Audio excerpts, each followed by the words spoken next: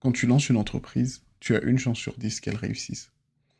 Alors tu dirais, avec ces genres de statistiques, quelle personne saine d'esprit lancerait un business?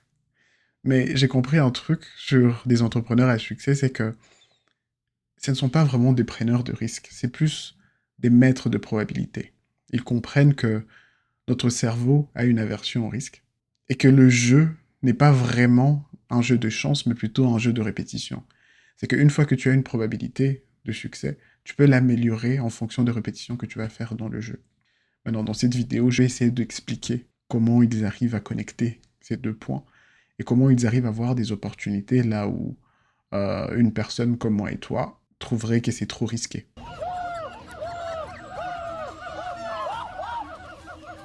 Notre cerveau a une aversion au risque. C'est naturel pour un humain de sous-estimer l'opportunité et de surestimer le risque. Et c'est tout à fait normal. C'est ce qui nous a permis d'évoluer en tant qu'espèce et de survivre. C'est que des gens qui avaient tendance à prendre trop de risques ne survivaient pas. In the natural environment, you're hardwired to be pessimistic because let's say that I see something rustling in the woods. And if I move towards it and it turns out to be food and prey, then good, I get to eat one meal. But if it turns out to be a predator, I get eaten. Ton cerveau a évolué pour te protéger plutôt que pour maximiser les opportunités. So we are hardwired to avoid ruin, just dying. Ils comprennent ça.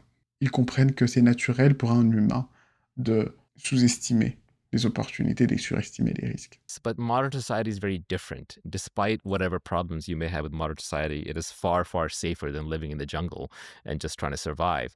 And the opportunities and the upside are non-linear. Et donc, du coup, ce qu'ils font, c'est maîtriser les probabilités. Donc, ils font tout ce qu'ils peuvent pour rester dans les faits. People misperceive what good entrepreneurs do. Good entrepreneurs don't like risk. They seek to reduce risk.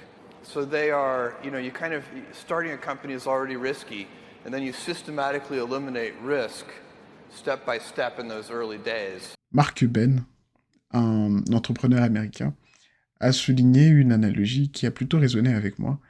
Il a comparé le business au baseball, où il dit que les joueurs au baseball font tout ce qu'ils peuvent pour avoir des home runs.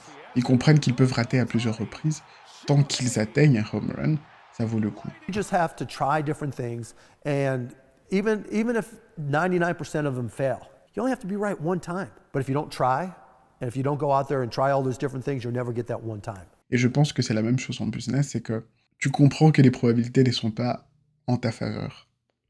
Du coup, tu les améliores en répétant le jeu à plusieurs reprises. Ou tu essaies d'avoir un home run. La seule différence avec l'entrepreneuriat, c'est que le home run que tu fais peut payer pour tous les échecs passés. Big successes, a few big successes compensate for dozens and dozens of things that didn't work. Okay? Les faits sont tels que sur 10 expériences, une va donner. C'est-à-dire que si je lance une expérience maintenant, il est fort probable que je ne réussisse pas. If you're going to take bold bets, they're going to be experiments. And if they're experiments, you don't know ahead of time whether they're going to work. Mais si c'est la 10e expérience de toutes mes répétitions, alors j'ai 65% de chances de réussir. Et je pense qu'ils comprennent ça. Et du coup, ils font tout ce qu'ils peuvent pour atteindre les 65%. Et puis, tout le monde les appelle les génies. Mais la réalité est que des boîtes comme Amazon, ils ont eu plein de flops. Plein de produits qu'ils n'ont pas lancés ou qu'ils ont lancés et qui n'ont pas donné. I've made billions of dollars of failures at Amazon.com. Literally, billions of dollars of failures. Pets.com or Cosmo. Donc, la leçon de cette semaine, c'est prends le risque. Et tu vas probablement échouer. Mais prends le risque. Échoue, reprends le risque, échoue encore, à 9 reprises, et puis il revient me dire que tu n'as pas réussi.